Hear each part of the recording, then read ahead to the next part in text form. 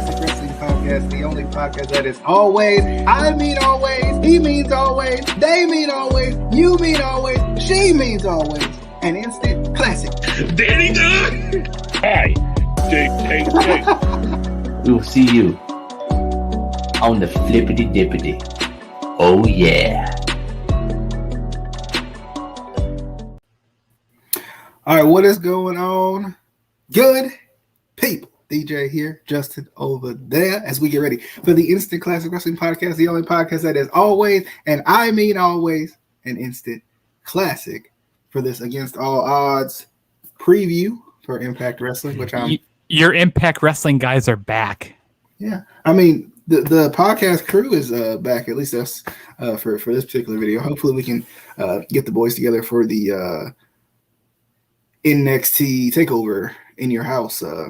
We can be in each individual house for the in your house predictions coming up sometime at some point, I feel like, but hopefully that'll happen as well. But we're going to talk Impact Wrestling to start out, which will be on Saturday, and of course Takeover will be on Sunday, so that should be definitely a fun weekend ahead, busy weekend ahead.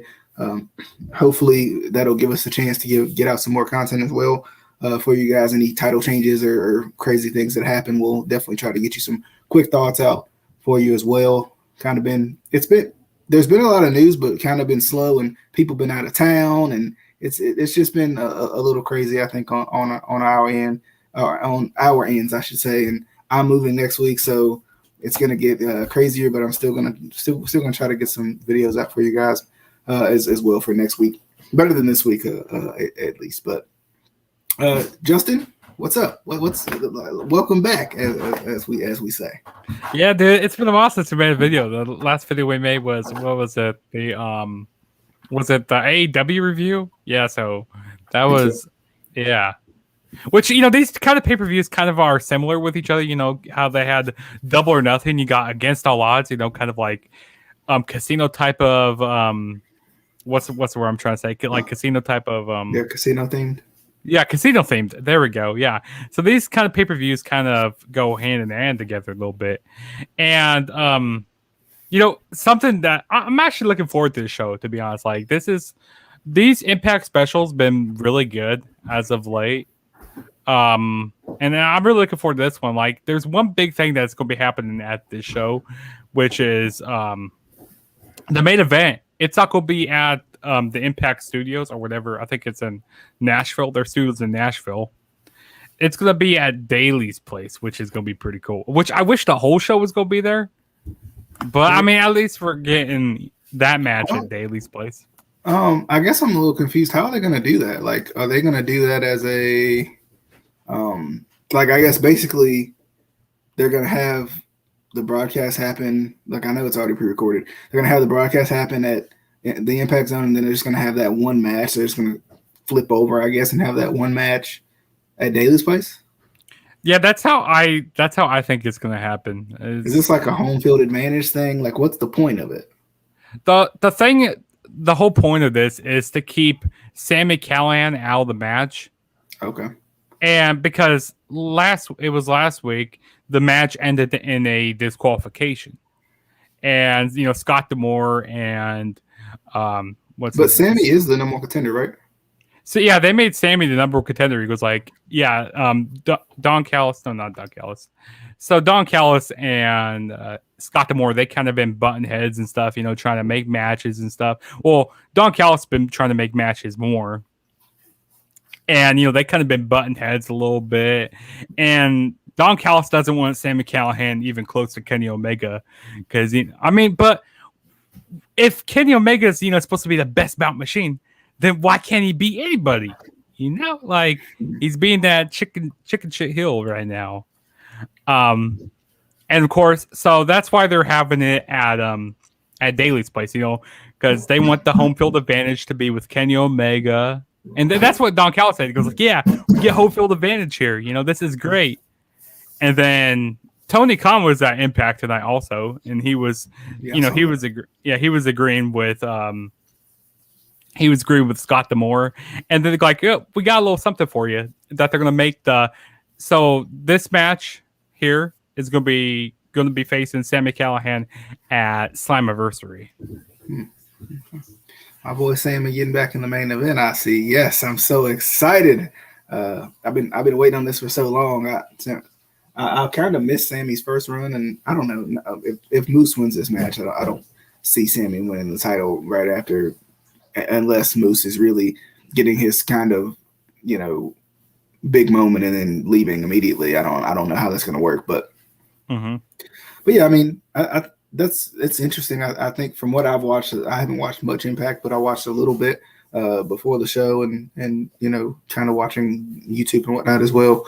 I think it's been pretty good, and so the buildups have been interesting too. So you'll definitely have to help me out a little bit on some of the Impact Wrestling. I feel like, and we talk about this like every time we make an Impact video. It is something about Impact. They always, everything keeps me hooked in. Like through this, it's easy to watch these 2 hours and stuff. Like, with Monday Night Raw, I don't really care about Raw and stuff. SmackDown, I care about that show. AEW, I care about a few things. There's some things I don't care about. But Impact, it does something about it. Like, always keeps me hooked in. Like, keeps me watching the whole show. Like, I care about everything. Like, they make me care about everything.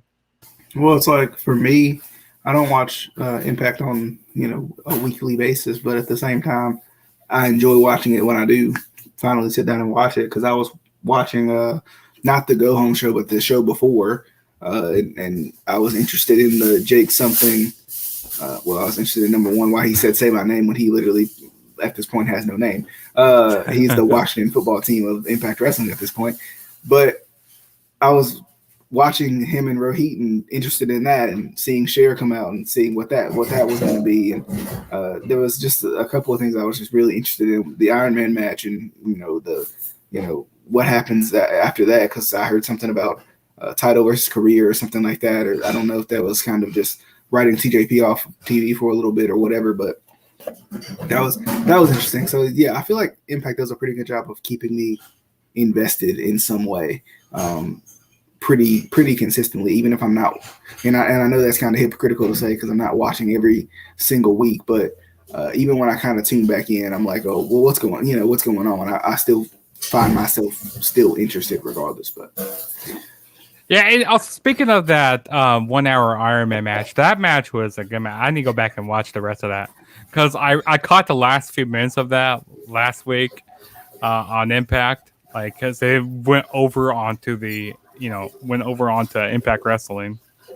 But yeah, I definitely need to go check that out, because I heard that was a great match. Like I said, I mean, and also they're going to be having fans back at Slammiversary, so that's a positive. Like, we've been saying that we want some type of fans at these Impact shows, and now we finally get it back. With the other wrestling companies bringing fans back also, so that's going to feel nice to see, though. Right, let's jump into the first match we got here, which is I think you clicked it and I clicked it. So what is this, a tag team match? I think this is the one-on-one match. Okay, these graphics are weird. Like, I like them, but okay, I see what they're doing. So they basically have the with Caleb with a K. Okay, I see now. Yeah, it's 1-on-1, Tenille Dashwood versus Jordynne Grace. I really don't know what's going on necessarily in this match per se. If they're going to do this whole Hearts thing, they need to just move this pay-per-view to February. But I don't really know what's going on here, because the last time I checked, Jordynne Grace and Rachel Ellering were going 1-on-1, and then they were having a not a number one contenders match, but a match to try to be the number one contenders for the tag team champions again. So I'm a little out of the loop on this one. Yeah, so Tenille Dashwood, she's doing her normal stuff, trying to find a tag team partner and stuff. Like, I really don't know what they're doing with Tenille Dashwood and stuff. Like, I mean, I'm happy they're having her on TV, but it's like every single week and like every single month, like, she's trying to find somebody new. She's like, hey, how about we go after those tag team titles? And like, nobody wants anything to do with Tenille Dashwood. And so Jordynne Grace, she's upset with Tenille Dashwood because Tenille Dashwood's trying to go after Rachel Ellering here. So that's basically the gist of this storyline. But as regards to who wins this match, I'm gonna say Jordan Grace wins because, I'm gonna say Jordan Grace wins this match here. And almost makes you wonder why they stopped Tennille's push though, because they were pushing her pretty hard to the Knockouts title, and then they kind of just threw a couple of wrenches in the plans, I guess. But for me, I think Tennille Dash was going to win too. I don't think Jordan Grace needs to win this match for any reason. I think Tennille's pretty hot right now in terms of her stock, so I think they need to continue to let that rise. So I'm going Tennille. I think Tennille wins this one too. Okay. All right, moving into the X Division No More Contenders 5-way match with Petey Williams. They do these more than I've ever seen any other company do. Petey Williams, Trey Miguel, Ace Austin, Chris Bay, and Rohit Raju. All of these guys are favorable, guys that could win this match. Who will win this match? I kind of wish it was Rohit. Not even gonna lie, I do enjoy Rohit. I feel like it's either gonna be Trey Miguel or Chris Bay because they've been away from the title a little bit more. Chris Bay has had a chance to kind of reinvigorate himself a little bit and kind of connect a little bit more with the audience because I think his first X Division title run was a little bit rushed. But I'm gonna go ahead and make a decision here and go with Trey Miguel because they've been pushing him ever since he came back.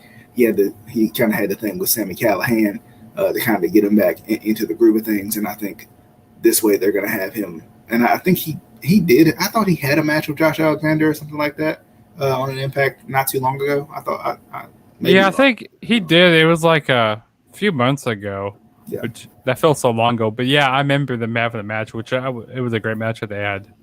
Yeah, and I think it'll be good to have him as a number one contender. I don't really know who's going to take the title off of Josh Alexander, so it probably wouldn't hurt to have somebody that could lose to him. But it'll be a good if he does win. It's a good even fought match. It's a good even Steven type of a match where you'll have Trey Miguel on this side who's been red hot, but at the same time you got Josh Alexander who's also been red hot. So I think I'm gonna go Trey Miguel here, even though once again when I look back at it, I feel like I don't know. I feel like it could really go either way, and that's kind of the cool part about.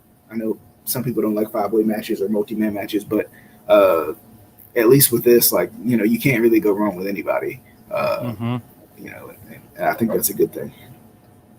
I also, while glancing over at Rohit Raju, I hope that they do something with him and Shira as a tag team more than him as X Division. Just because you're kind of re-spinning the wheel if you don't. I feel like get him into something that's a little bit different. Get him into something that's a little bit that may fit his style a little bit. Not even necessarily better because he was great as X Division champion, but I think it will allow him to do a couple of more things. I think it'll showcase him a little bit more than just having him go back after the X Division championship and losing. So that's just me because I think Rohit's too talented to be floundering at this point, and he showcased that. Mm-hmm. Justin, what's your thoughts on the 5-way X Division title match?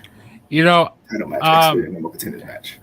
I think this is gonna be a good match here.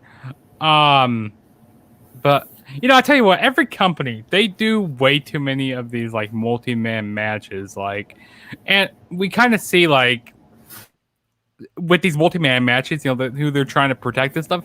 But this right here, anybody can really win this match. But that's what I kind of like with Impact Wrestling and stuff. That's what I like with these kind of multi-man matches, which I definitely agree with you, DJ, that they do too much of these. This is the company that they do most of these multi-man matches on, these 5-way, 6-way matches. But adds up regards to who's going to win this match. Ace Austin, he has that, trophy. I don't know if that trophy is can you cash that in anytime and go hey, I won a match, for the X Division Championship? Because he won that back at, what was it, Genesis, at that. Not the G1 Climax. What was it? The Super X Cup, yeah. So I don't know. Like he just keeps on carrying that trophy around. Like is it kind of like the call your shot challenge, or I don't really know. I think Trey Miguel is going to win this because I think Trey Miguel is definitely going to win this match here. But like you said, DJ, anybody could really win this match, and I'll be fine with it. And also, I liked kind of the big brawl that they had tonight. Petey Williams, he hit a Canadian Destroyer on Madman Fulton from the top rope. That was nice. Like I tell you what, since it's called a Canadian Destroyer, only Canadians should hit that. Only Canadians should do that. If it's a Spanish fly, only Mexican, only Lucha Libres can hit it. So yeah, that's a new rule. That's a new rule right there. It's new. I still feel like they. I don't know why they like. I like the Super X Cup if they're going to do anything with it, but I think the thing about it is like, why not do something with Ace Austin and Madman Fulton as a tag team once again? Right. To build your tag team division, do something with Rohit and like you got all these like it's weird because it's not like they have factions. They literally have pairs, but then they're like, you know what? Let's just break them off as singles guys. Like I don't understand. Same thing with the Deaners. The Deaners were the same way. Like they were a good pair, and then why they broke them up, I don't know, or why because they have no idea what they're going to do with Jay something. Why not put him back or put him in Violent by Design and have him turn heel and have the Deaners, kind of reinvigorate themselves, reinvent themselves a little bit. I don't get it. Right. I definitely do agree with that. And like you also have like TJP and Falabal, you have them guys as tag teams and stuff. So like they have these guys as pairs, but like they're really focusing on like a few tag teams, they're focused on the Good Brothers, who else, Violent by Design, they have Triple XL as a tag team, but they don't focus on them. Yeah, they don't focus on them. Like because they're fat. They're fat. But yeah, like I don't understand, they're kind of like same with WWE, they WWE splits off tag teams like really too quick. I go like, oh, why they split them up and stuff? And Impact, they do the same thing here a little bit, which I just don't understand. Yeah, I mean, I think there's definitely some room to have a deeper tag team division in Impact if they wanted to, because you got a lot of guys that are together but not doing anything in the tag team scene, I feel like. But speaking of tag team division, yep, the Knockouts tag team title match: Fire and Flavor versus Kimberly and Susan. Sorry, Kimberly and Susan, you're not winning this match. And that's and this goes back to what we were saying, like who else is in the Knockouts tag team division? Right. Like we're talking about like legit teams because let's just be honest. Rachel Ellering and Jordan Grace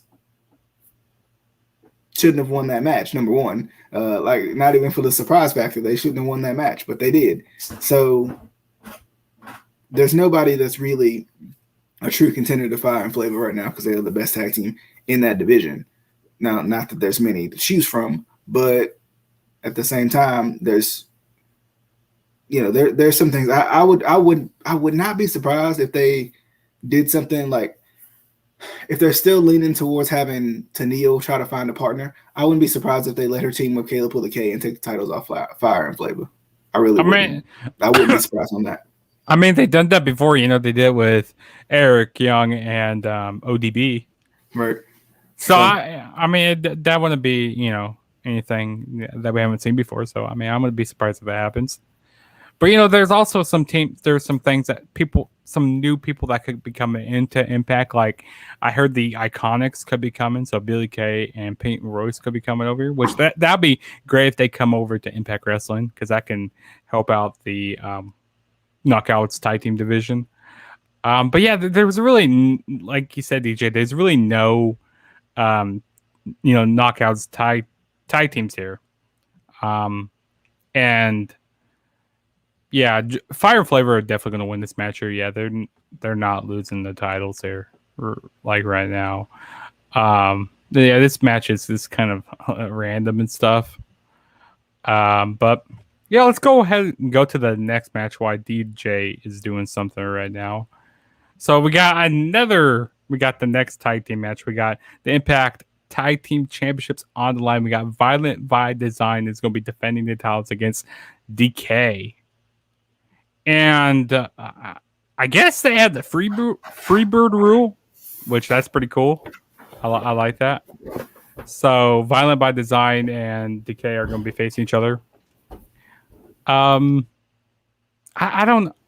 think it's too early to take the titles off of Violent by Design, which I kind of like that they're doing the whole Freebird rule because Who was the champions before? It was the Good Brothers. No, it's Finjuice. Sorry, Finjuice, because they got cashed in on because they Rhino did the whole call your shot challenge. Right. He finally cashed that in, which I thought it was going to be doing it with Heath when he came back from his injury, but maybe his injury is more severe than what it is. I mean, he should be coming back eventually. I don't know how long Heath is going to be gone for a while. But yeah, so the tag team champions were so Violent by Design. It was Rhino and who was it? Not Joe Doran. Joe Doran, was he? Yeah. The one who, yeah. And so the Decay, it was Crazy Steve goes like, hey, how about you have Diener put Diener in the match? Which Diener, he hasn't been doing that great in kind of one-on-one matches. He's kind of been disappointing Eric Young. So we'll see if that does happen here. See if he does kind of disappoint. We'll see if we get new tag team champions here. Which I wouldn't be surprised to see how much they've been flip-flopping the titles. Right. So I wouldn't be surprised if the titles get flip-flopped again. You know what? There's something in my gut that's saying that Decay is going to win. Something. But at the same time, I don't know. You know what? I'm going to say Decay wins.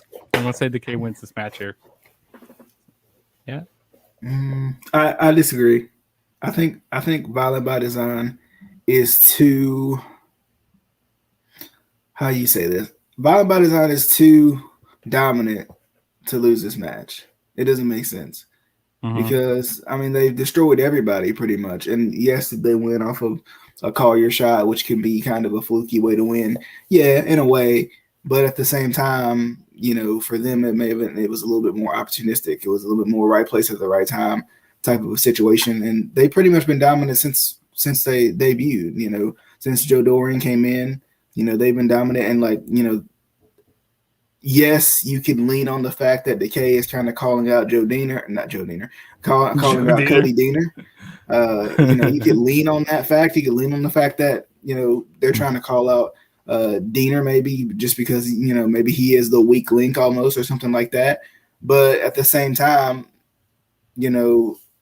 I still feel like there's got to be something that Deaner is learning under the tutelage of Eric Young. So, why not allow it to kind of build him up a little bit, unless you're going to break him off at some point, which I still think would be stupid. I think the best bet, if you're going to break anybody off would be Rhino. But if you're going to break somebody off and add somebody in, I think, like I said before, put the Deaners back together. Because the Deaners are a good tag team. They're fun to watch. I enjoy them, and I think them being heels could be a good reinvention for them.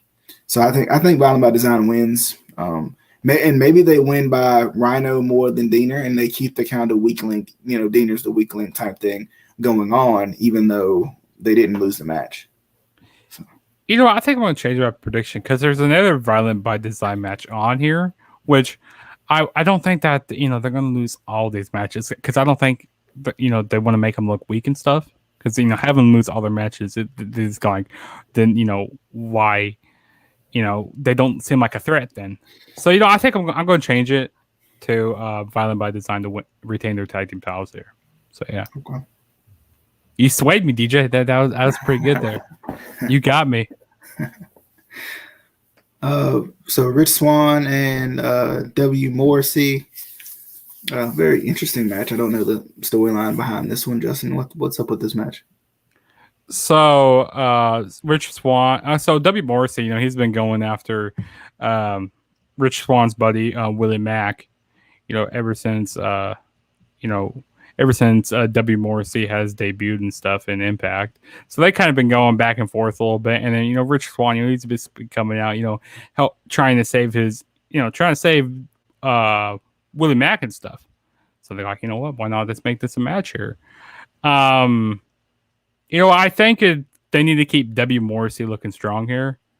Yeah, so definitely have W Morrissey win this match. Yeah, W Morrissey's winning here. I think so too. There's no reason for Swann to win. He just had a world title run, which is nice, and I get it that he'd probably be like pushing him down to the bottom of the barrel. But for W Morrissey to come in and, I always put it into the kind of eyesight or the point of view of the, fans who maybe don't know W Morrissey, or Big Cass or whatever you want to call him. I think the thing is, you want to continue to keep him strong because it makes sense. So I think why not do that? And, putting it back to what Adam had said in a couple of podcasts back, if you're going to treat this like a real fight, who wins the real fight? It's going to be W Morrissey. He's bigger and stronger, maybe not faster, but bigger and stronger. So why not? So I think it makes more sense to have Morrissey win unless, Swann kind of by hook or by crook. But even that, why, Morrissey is technically undefeated. So why why have him lose to Swann for what? If you're going to have him lose, have it be putting somebody over that's that needs it. Swann doesn't need it right now. He just came off a pretty decent world title run. So. And also, with W Morrissey, they're trying to probably, for those people who do remember him as Big Cass, because they kind of treat him as a joke, Big Cass as a joke a little bit in WWE. So they're trying to make Big Cass, W Morrissey be like more like this monster heel, like he's gonna go squash anybody in his way. Which I like how they're building him up, because I don't mind having some squash matches, being some local indie guys. But I mean, Rich Swann isn't a local indie guy and stuff. Like, I don't think it's going to be a squash match here, but I think it's going to be a good matchup. Rich Swann will put up a fight though. Okay. The Knockouts Championship match: Rosemary versus Deonna Purrazzo. Very interesting match because Rosemary being a former Knockouts champion and Deonna Purrazzo having a pretty good run. I still don't feel like nobody's ready to. But it's got to be, to me, to take the title off of Deonna Purrazzo because she has had a dominant run with the exception of losing to Su Yung. And that was a surprise type of a thing, whereas like she was literally didn't know she was fighting Su Yung, so it makes sense. Should they have done it? No, but still. So I think with that being said, I don't think Rosemary wins this match. I think Deonna retains. She's been like close to losing. Like the matches have been competitive. So I think this one will be just as such, as the previous ones were. Mm-hmm. And I think Deonna will win this match. I don't think Deonna is only going to lose to Su Yung, or she's going to lose to I was about to say Rosemary. She's only going to lose to Su Yung, or she's going to lose to Tenille Dashwood. That's going to be that's the two people that she would probably lose to. I still think they should do a little bit more with Susie. With Susie, Susan, and Su Yung, like really work those a little bit more. Like use one as a weak link, and use Su Yung as like the unstoppable Su Yung or something like that. Especially if they give her another title run. Let her really play with those characters. So I think it's kind of it's a good way to do it, and she works all of them really well. So I think Deonna retains. What's your thoughts? You know who just came back to doing wrestling again? It was Kylie Ray. Yeah. So that'd be pretty cool. She works her way back to Impact, and they kind of like insert her into like, hey, I was supposed to have this match here, last October. So she kind of inserts her way back in, and maybe she's the person who takes the title off of Deonna. Speaking of, I'm trying to remember, like, with Kylie Ray, because I remember she had retired, but and she signed the NWA, right? I don't think she signed with it. No, I thought it was NWA. Anyway, why is NWA getting so much criticism out of the blue? I don't understand. Like, apparently, Is like, it LOL wrestling fans? yeah, I mean, you typical, probably the AEW marks, go like, hey, like, because they think AEW is the best, and like with any other wrestling company, I don't understand. Like, NWA was like so hot last year and stuff, or 2019 and stuff. Yeah, it was like so hot and stuff. And now they kind of like really steamed down and stuff. Like they've been losing so much talent and stuff. I mean, I think Trevor Murdoch is going for the world championship. I think so. Or like, I think he went for the world championship. I don't know. It was at their last pay-per-view that's had. Yeah, she signed the NWA. She is signed to NWA. I guess I didn't know that. I need to check out NWA a little bit. It's just like I don't really think about catching up with it because I got to pay $5 a month for it, which I don't feel like doing that. Is it on Fight? It's on Fight TV. Yeah. Oh, maybe that's what happened. Maybe that because it used to be on YouTube, which I didn't mind when it was on YouTube, which I barely watched it and stuff. But I mean, I get and I understand what they're doing. I mean, they had a successful that last year was pretty successful. So why wouldn't you start charging for it? I mean, it's business. Right. Kind of how business works, but as regards to who wins this match, I think Deonna Purrazzo is going to retain here. I kind of, like I said, I think they're going to do like a bigger pay-per-view where she loses the title, maybe like a Slammiversary or a Bound for Glory, or like one of those big marquee pay-per-views. Yeah, Deonna Purrazzo is not losing the Knockouts Championship here. Okay. Moving into Good Brothers. The Good Brothers versus Dreamer and Callahan in a street fight. I know they attacked Callahan and Moose. Not Moose. Callahan and Moose. Right? Yeah. Yeah, in the number one contenders match. Well, it wasn't a number one contenders match. It was just the glorified number one contenders match. Yeah. It was just a match, wasn't it? Yeah, it was just a match last week. Okay. But yeah, I know the Good Brothers attacked both of them in that match.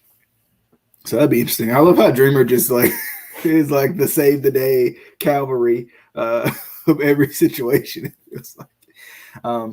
I think Callahan and Dreamer are gonna win this just because it's kind of Dreamer's thing anyway, and Callahan's thing really when you think about it. So I think it's a good excuse to have them win. Plus, they've kind of thrown out wins and losses for the Good Brothers at this point anyway. They just kind of do whatever they want to with them.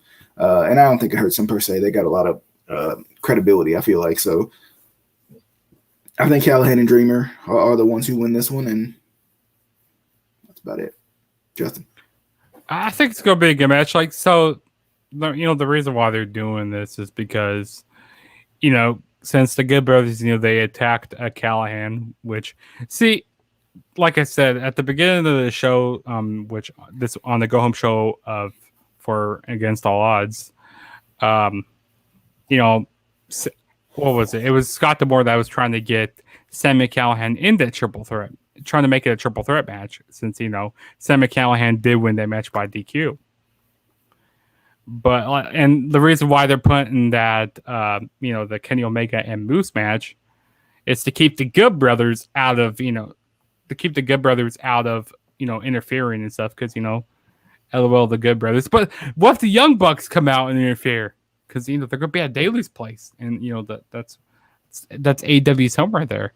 So probably Don Callis has something up his hands, has something up his sleeve, not his hands, up his sleeve.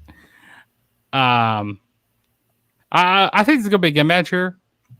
And I like that promo that Tommy Dreamer and Sami Callihan had backstage tonight.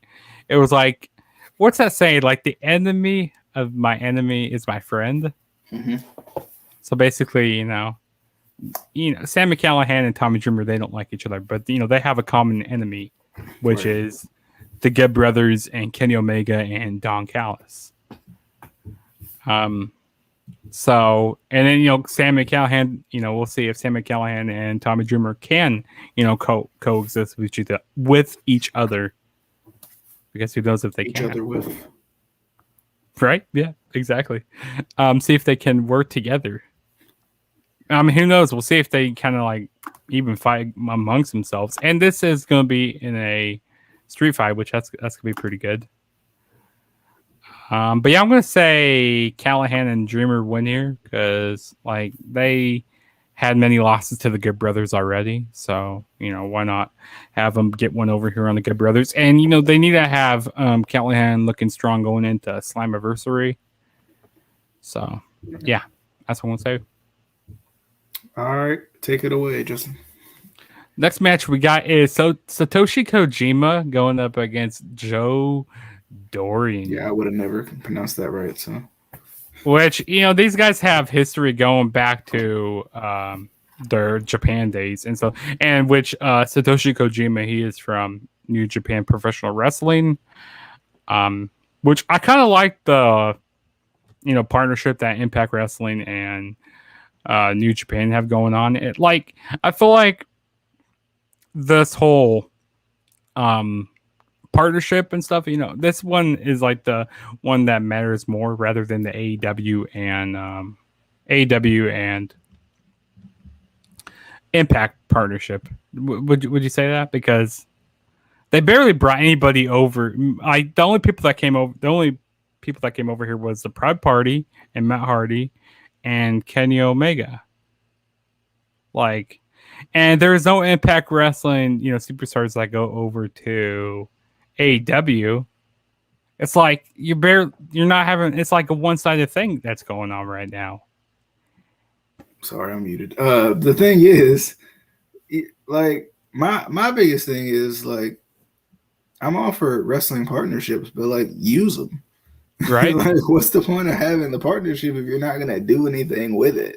That's my biggest issue. Is like Impact is taking full advantage of the partnership. Kenny Omega's their world champion, and everybody's world champion at this point. It seems like, they're having in both of the partnerships. They're having FinJuice come over. They're having Kojima come over to kind of have this kind of dream match or this like big fight feel type match with Joe Doring and stuff like that. Like that's cool. That's like Impact, I think, is doing their due diligence with it, whereas I think AEW, like, partnerships like this don't come every day, so why not make something out of it? You don't trust Impact as much as you want to trust Impact or whatever. Like, number one, don't have the partnership with them, but number two, if you feel that way, then have a Dynamite show, like where where it's like a cross promotion type Dynamite show. Like have something like that where everybody gets showcased. You don't always have to put blah blah blah down because you've been in business for 2 years. Congrats. So like that's kind of my thing with it. Like I kind of wish it's one of those things where it's like why not use it? You don't have to do it all the time. It's like with NXT and WWE, like there's been moments where NXT has kind of invaded WWE in a way. They had that Survivor Series a couple of years ago, where they had of course the same company, but still that's two different brands. Having NXT kind of come in and have have their they had some good showings in the show. So it's like you can do that without making people look weak or making people look bad, or downplaying one brand or the other. Mm-hmm. No, I definitely agree with that. There's this whole rumor going around, with WWE and New Japan having a partnership and stuff, which, I'm going to kind of give my thoughts about that. So, people are going like, oh, this is, bad for, New Japan, because they're going to be working with WWE. And, usually when WWE, they do partnerships, it's usually in the favor of WWE. It doesn't really, it kind of puts more eyes on the other company, but like it's more, try to help out Vince more, rather than, trying to help out the other company, kind of like a one-sided advantage. Because every time they try to do partnerships, you think I go to Evolve and stuff, they have a little partnership with Evolve, and that now they own Evolve. But I mean, yeah, usually the partnerships more sway more the more the advantage goes over with WWE. Would you agree with that, Well, DJ? well, yeah, and WWE. The thing about it is they like brand themselves on it. Like keep it as Evolve and let it kind of be its own thing. Like I understand putting NXT Evolve will make people be like, "Oh, it's a branch of NXT. I should watch it." But at the same time, what if I don't like NXT? What if my style of wrestling is not what NXT is? So if I see NXT Evolve, then I'm already turned off by NXT Evolve. So like, I mean, I don't necessarily understand why WWE needed to kind of put their name in front of it in a way because NXT is a WWE brand, a popular WWE brand. So why put NXT Evolve? Just leave it as just Evolve and let people kind of just, have the, be curious about it. So yeah, I mean, I would agree with that. I think WWE sometimes with their partnerships, they're only out for one thing, and that's either a couple of things, I guess, to buy you or take advantage of it. It seems like, and sometimes that happens, and even with like some of the other indie companies that I don't think they necessarily own, but they own the rights to the libraries of, just for the fact of putting it on the network. It wasn't, Right. We're not going to promote. Well, technically, it is promotion, but at the same time, we're not going to promote you. We're just going to use your stuff. Right. So. Yeah, they buy the libraries and stuff. Like I said, it's to help out the more the advantage to WWE. But like, I mean, this, there's nothing set in stone that this happened yet. You know what I mean? Like, it's just been, rumors going around, and fans are just going crazy, go like, oh, dude, this is terrible and stuff. Like, I just want, sometimes I just want to sit back and enjoy, just enjoy wrestling. Not try to criticize it. And of course, when we get on here, we do criticize it quite a bit. But like sometimes I just like to come back, just sit back and kind of enjoy what's going on. Just enjoy wrestling for being what it is. Breaking news: PWWE.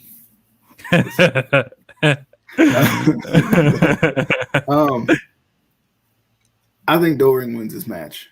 I don't know if you predicted this match per se. I didn't predict this. I think that Satoshi. I'm gonna say Satoshi Kojima. I don't know. This is hard because I feel like they want to make Kojima look strong here because it's gonna be a second match. Yeah, I don't know. Maybe he gets some like fluky win because I still like they want to keep Joe Dorian strong. Yeah, I'm gonna say Satoshi Kojima wins here.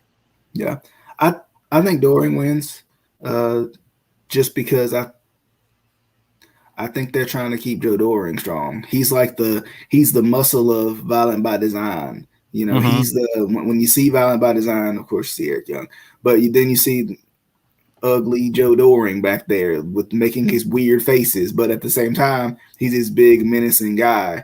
Where you're like, okay, this guy could beat anybody. So, I could see it going either way because it makes sense, either way, because you're going to kind of have Kojima come in and you want to give him a little bit of a rub, but I think not against Joe Doring. I think you've done too good of a job of building him up and making him worth a darn to have that be how you do it. So I think Joe Doring wins. And like I said, these guys have some history going back to, All Japan Professional Wrestling and New Japan.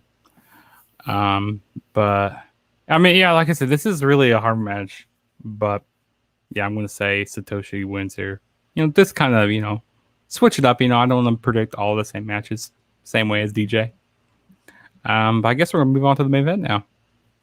So we got the main event for the Impact World Championship. We got Kenny by God Omega defending the title against Moose. And of course, this match is going to be held at Daily's Place, like I said from the start of this video, which I think that's going to be pretty cool that they're putting it at Daily's Place. Are they going to have any fans there? I think this match is already pre-taped. If I'm not mistaken, I could be wrong. But there's something in my gut, that's telling me that Omega's gonna retain. Like I don't know why, but there's something that's telling me Omega's gonna retain here.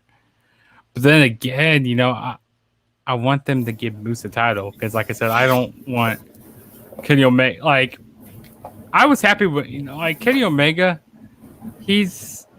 I don't know. He's kind of his team has he's kind of been a little lackluster and stuff. Like he's not that Omega we've seen in New Japan. The cleaner from over there. But I think this is going to be a good match. But I mean, what if the Young Bucks do get involved in this match? Because they're going to be over at Daly's place, and they'll be on the Impact show again. Generation Meat. Yeah, I'm going to say that Omega retains the title here. DJ? For me, I'm going to say Moose retains. Moose retains. Becomes the new Impact World Championship.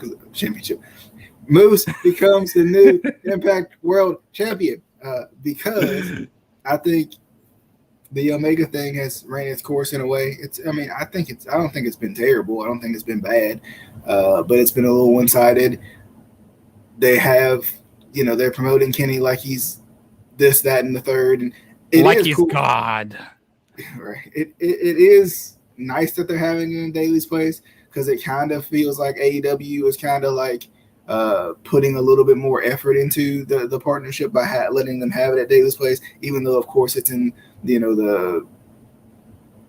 the mix of a storyline. That's the whole, he's trying to by hook or by crook, however he can win. He has to win, but at the same time, and it's also to keep Sami Callihan from interfering. That's what they're also doing this here. So I think because of that, and also the Good Brothers from interfering to help Omega retain. Yeah, sure. Because the thing is, like, Moose should be world champion. It should happen. I thought he should have beat Rich Swann way back when, but if they were going to have Kenny win the title, then it made more sense. But now I think Moose should definitely win this match. But I almost wonder, is Moose going to resign? If Moose wins this match, I think he definitely resigns. I think he's been trolling anyway in terms of not resigning. I just think he has been. I think he's just been kind of, trying to keep people on his, on their toes. So not on his toes, but on their toes. So I think this will be the perfect opportunity for Moose to win. But at the same time, I almost think it's kind of really good booking by Impact because people, who keep up with news and rumors know that Moose's contract is almost up. But at the same time, you don't know if Moose re-signed, and there wasn't a rumor that came out that he did re-sign. Mm-hmm. So, or maybe they purposefully waited to keep people on their toes. So you think that Omega's going to win this match, and then Moose wins this match, and then you're like, is he going to resign or not? So, there's plenty of options with this. All of them include Omega losing. Thanks. I think Moose wins this match. I think he has to. He's too hot right now. He's just like where he needs to be. He's like, I don't know if this is like the peak of his Impact career per se, because I think he's been good throughout, but like he's really kind of hit a stride. He's in the best shape of his life. He's just hit a really good stride, and I think they got to capitalize on the fact that they got something moving. They got some momentum going with Moose, and for Moose to go over Omega, I think would be huge. Not only for Moose, but just in general, because Omega has been kind of the unbeatable champion in a way. So I'm going with Moose. I would not be surprised if they try a one-winged angel reversal into a poison rhino for Moose. I would not be surprised if they did that in this match at all. So yeah, I'm going with Moose because I think he's going to win, and I think he deserves it. So yeah, because there's something in my gut that's telling me, I want Moose to win the match. I really want him to take the title, but with my head, because I think everybody thinks with their head. I hope people do think with their head. With my head, I'm thinking that Omega is going to retain. Which I hope I wouldn't mind if I'm wrong here. I wouldn't mind being wrong. I really wouldn't mind it.